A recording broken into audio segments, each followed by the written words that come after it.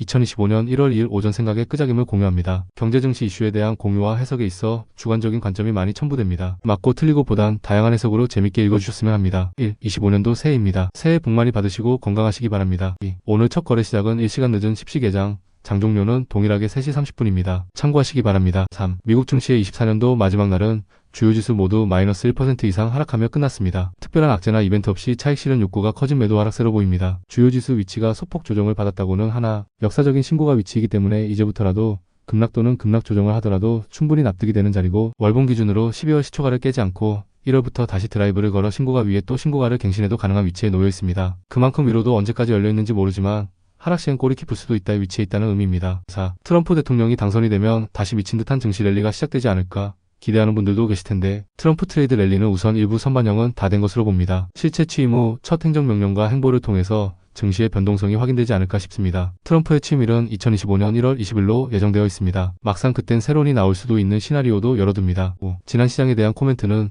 12월 30일장 마감 후 보낸 내용을 참고하시기 바랍니다. 6. 오늘은 로봇주가 우선 신이 날 듯합니다. 삼성전자는 2025년도를 사전에 세팅을 해둔 것으로 보입니다. 정확하게 장 마감 후 폐장일인 31일에 레인보우 로보틱스의 콜옵션을 행사하여 최대주주 지위로 올라서고 삼성전자의 자회사로 편입시키는 것을 보니 그동안 14만 원 내외의 횡보도 이해가 됩니다. 삼성전자는 23년도에 868억을 투자하여 레인보우 로보틱스 지분 14.7%를 보유하고 있었습니다. 당시 콜옵션 계약을 통해 향후 추가 지분 확보에 대하여 가능성을 열어두었고 이게 거의 기정사실이 된 상태였습니다. 31일 콜옵션 행사를 통해 삼성전자의 지분은 35%로 늘어나면서 최대주주가 되었습니다. 삼성전자는 대표이사 직속의 미래로봇 추진단을 신설했다고 합니다. 미래로봇의 원천 기술 경쟁 기술력을 확보하여 주력 사업으로 키우겠다는 의미 같네요. 7. 레인보우 로보틱스를 로봇 섹터의 기준으로 잡으라고 작년 내내 공유드렸습니다. 이번에 정고점을 넘어가는지 체크해보고 로봇 관련 주들을 알게 모르게 공유를 많이 드렸습니다. 로봇도 여러 분야가 있습니다. 흔히들 아는 산업용 겐트리 로봇이 시작인데 최근엔 협동조합 로봇, 자율주행 로봇, 휴머노이드 로봇 등 적용 분야는 물론 실제 들어가는 부품군이나 AI 등 다양한 상장사들이 있습니다. 로봇 섹터 전반의 수급이 기대되니 참고하시면 됩니다. 주말이나 한가하실 때 와이프라이프,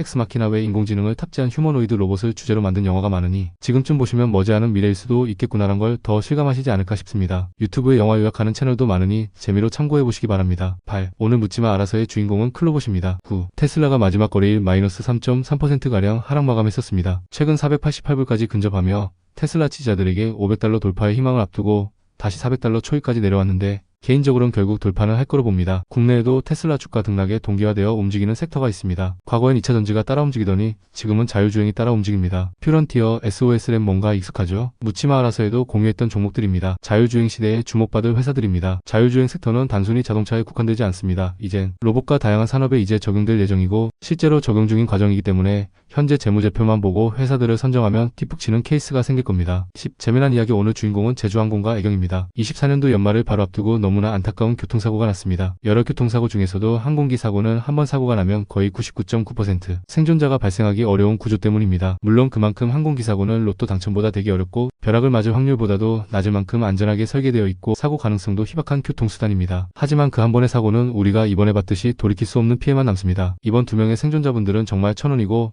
비극속 다행이라 생각이 듭니다. 10일 방송에서 애경불매 운동을 하네. 만의 이야기를 들으면서 왜 제주항공 사고에 애경을 들먹이지 싶은 분들이 계셨을 겁니다. 이유는 제주항공의 최대주주가 AK홀딩스 외 6인의 특수관계인이기 때문이죠. AK홀딩스는 우리가 아는 애경그룹입니다. 애경그룹은 애경그룹 오너일가로만 구성되어 있는 애경자산관리가 지배구조 최정점에 있습니다. 그리고 이 애경자산관리와 오너일가 개인 지분으로 AK홀딩스가 지주사로 자리를 잡고 있습니다. 그리고 AK홀딩스를 과반주주로 애경케미칼, 애경산업, 제주항공 등의 상장사와 AKS&D, AM 플러스 자산개발, AKIS 등 계열사를 거느리고 있습니다. 12. 이전 제주항공 추락사고로 제주항공이 연말 개파락으로 출발 예정이라 공유했었고 직접적인 최대주주인 AK홀딩스도 동일한 개파락으로 급락하기도 했습니다. 애경케미칼이나 애경산업은 개파락은 했지만 상대적으로 직접적인 연계성은 없어서 소폭 하락 후 바로 갭을 메우는 움직임이 나오기도 했습니다. 때로는 세상의 모든 일들이 상장된 회사에는 즉각적으로 반응이 나오기도 합니다. 그래서 어쩌면 비상장사로 영원히 남고 싶어하는 오너들도 생각보다 많습니다. 13. 애경그룹은 과거 가습기 살균제 사건 이후 그룹사 최대 위기를 맞이하게 되었습니다. 최근 애경그룹의 주력이었던 화학 분야 사업이 부진하고 전체적으로 안 좋은 상황에서 유일한 안정적인 캐시카우가 제주항공이었는데 이번 사태로 혹여나 애경그룹 전체에 대한 불매운동 이전 가습기 살균 사건이 부각되며 확산될까 우려하는 상황입니다. 제주항공과 AK홀딩스는 단기적으로는 분명 주가 약세가 이뤄질 겁니다. 이런 분위기에서 매수해주는 주체는 드물 테니까요. 다행히 항공사는 관련 보험을 들어놨을 거고 보험사가 다수의 비용을 처리해 줄 것이라 봅니다. 피해자와의 협의와 합의, 유족 처리 등 눈밖에 날 이슈만 나오지 않는다면 시간이 결국 해결해 줄 것으로 봅니다. 14. 갈수록 전문직이든 경력자든 고학력자든 한번 취업시장에서 이탈하면 재취업이 힘든 시기입니다. AI나 로봇의 발달이나 활용은 후천적인 문제입니다. 그냥 기본적으로 한국 내 경제 동력을 삼을 일자리가 줄어들고 잘 나가는 곳이 없습니다. 생산성과 마진을 높이려면 매출 성장이 제한된 상황에선 비용 절감과 인건비 절약 외엔 선택지가 없는 게 현재 대한민국 경제 상황이기도 합니다. 이런 와중에 가장 많은 노동력을 흡수해가는 대표적인 시장 세 곳이 있습니다. 용접 및 각종 자격증이 있는 사람들을 모두 흡수해가는 평택건설 현장, 반도체가 자격증 대신 운전면허증만 있으며 흡수해가는 배민 쿠팡 등 배달라이더 시장입니다. 그리고 이두조차 없어 몸으로 때우는 쿠팡 물류센터 등이 현재 한국의 모든 노동 가능 인력을 블랙홀 마냥 흡수하는 곳입니다. 이게 정상적인 나라의 올바른 모습인가는 한 번쯤 고민해볼 필요가 있는데 이게 비단 또 한국만의 문제만은 아닙니다. 15. 전쟁이 나기 전에 우크라이나는 러시아의 가스를 유럽으로 다이렉트로 보낼 수 있는 중요한 파이프라인 경유처였습니다. 올해 50여 년 만에 우크라이나를 경유하는 파이프라인을 통해 유럽에 공급해온 러시아의 가스 수출이 1월 1일부터 전면 중단되었습니다. 3년간의 전쟁 중에서도 가스 공급이 진행되었지만 우크라이나가 운송 협정 갱신을 거부하면서 가스 공급이 종료되었습니다. 당장 유럽에 바로 영향을 미치진 않을 겁니다. 이미 전쟁 초기에 에너지 가격 급등으로 유럽은 LNG 수입 등 우회처와 에너지 비축을 충분히 해뒀기 때문이죠. 러시아 입장에선 유럽에 대한 천연가스 점유율이나 지배력을 많이 상실하는 입장이 됩니다. 전쟁 전인 21년도와 최근 24년도 러시아가 유럽에 공식적으로 수출하던 천연가스 규모가 거의 4분의 1 토막 수준으로 줄어들었기 때문에 이번 러우 전쟁이 러시아 스스로 재발등을 찍은 격이 되었습니다. 전쟁이 마치고 나면 러시아가 정말 뭘 얻게 되는지 궁금하긴 합니다. 16. 우크라이나와 러시아 간의 전쟁이 25년도는 종결되지 않을까 하는 기대감이 트럼프 덕에 생겼습니다. 우크라이나 재건주는 전쟁 종결 기대감에 상승하는 거지 전쟁 협의가 되면 클라이막스가 될 가능성이 큽니다. 그때부턴 진짜 우크라이나 투입된 회사들과 그 회사들이 실제로 받을 혜택의 크기가 중요합니다. 기대치보다 크면 독자적인 상승세를 만들 것이고 작다면 낙폭을 키울 수도 있습니다. 원래 테마주가 실적주로 전환되면 그렇게 됩니다. 17. 중국은 2025년부터 휴머노이드 로봇 대량 생산을 시작합니다. 정부 주도 차원에서 진행을 합니다. 성능이 떨어지고 불량이 나올 수도 있지만 결국은 수율을 잡고 성능과 불량률은 줄어들 것으로 보입니다. 지금 한국은 이런 산업계와 글로벌 변화에 정부나 정치인들이 어떤 스탠스를 보이는지 봐야 합니다. 18. 엔비디아의 젠슨 CEO는 앞으로 AI가 주도하는 세상에선 가장 영향력이 큰 기업가 중 한 명입니다. 24년 엔비디아의 성장이 그를 그렇게 만들었습니다. 그리고 그는 로봇과 바이오 분야에 대하여 자주 언급합니다. 그는 직접 대량 생산이 가능한 로봇 종류는 3가지뿐이라고 밝혔습니다. 다양한 로봇은 분명 지금도 나와 있지만 대량 생산으로 확장하기란 매우 어렵다고 말합니다. 이건 제조업이나 사업하는 분들은 어떤 의미인지 아실 겁니다. 알고 보면 단순합니다. 높은 생산량을 위해선 많은 연구개발 자금을 만들어내며 이를 통해 더 수준 높은 기술에 계속 도달이 가능해진다는 겁니다. 그리고 다시 반복되며 단가가 낮아지고 성능이 우수해지는데 이는 결국 수요가 받쳐줘야 합니다. 그리고 현재 이런 대량 생산 체제가 가능한 로봇 분야는 3가지로 압축된다고 밝혔습니다. 19. 현재 바로 적용 가능한 분야는 자동차입니다. 이미 자동차는 거의 150년 이상에 걸쳐서 도로가 깔려있고 자동차를 위한 환경을 구축해 놓았기 때문이죠. 그리고 실사용 빈도도 높죠. 그 다음은 드론입니다. 드론이 다닐 하늘은 도로가 필요 없죠. 그리고 가장 큰 시장이 될 로봇은 휴머노이드 로봇이라고 말합니다. 이건 제 얘기가 아니라 전 세계에서 가장 자산이 많고 가장 하이테크의 선두주자의 핵심을 만드는 글로벌 CEO의 해안입니다. 우린 이 끄적임에서 로봇 섹터 주목하세요 정도가 할 수 있는 최선이지만 이미 세상이 어딜 향해 가고 있는지는 요새는 여러 유튜브 채널이나 다양한 매체를 통해 알려고만 하면 알 수 있습니다. 휴머노이드 로봇이 어느 순간 대중화되고 상업화되면 세상의 패러다임과 많은 것이 바뀌어 있을 겁니다. 2025년 1월 1일부터 최저시급은 1만 30원으로 적용이 됩니다. 하루 8시간씩 주 5일 40시간을 일한다. 가정하며 주휴수당 포함하여 월급 209만 6,270원 209시간 기준 수령합니다. 잘 되었나요?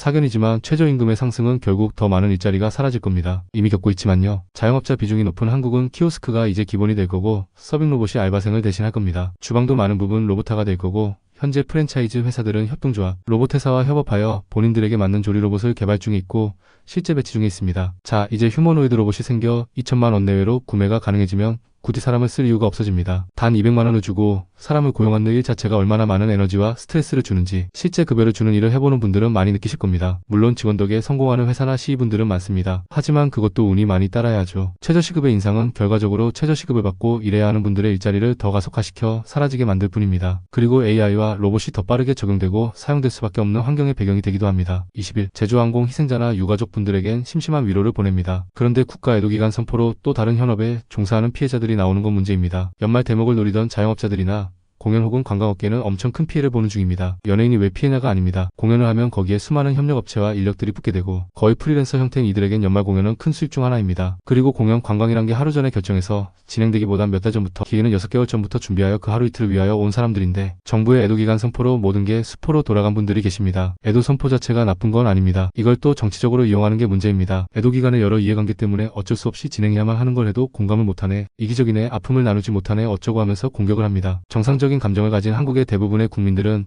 이미 스스로 알아서 슬퍼하고 위로를 보내고 있습니다. 정치인들이 보여주기 위한 허울뿐인 애도나 분위기를 굳이 잡을 필요는 없다는 생각이 듭니다.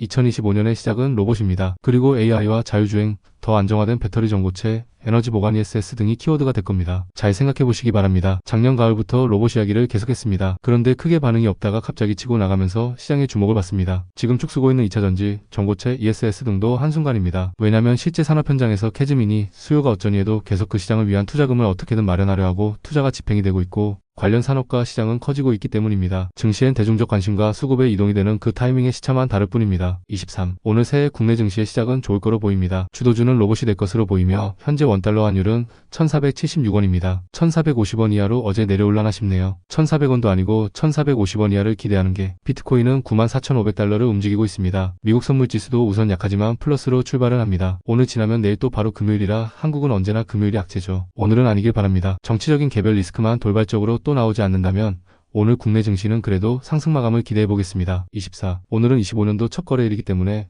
오늘 하루 등락에 일일비 하지 마시고 오늘 하루 시장을 보면서 큰 그림을 스케치하는 하루로 대응하시면 어떨까 생각해 봅니다.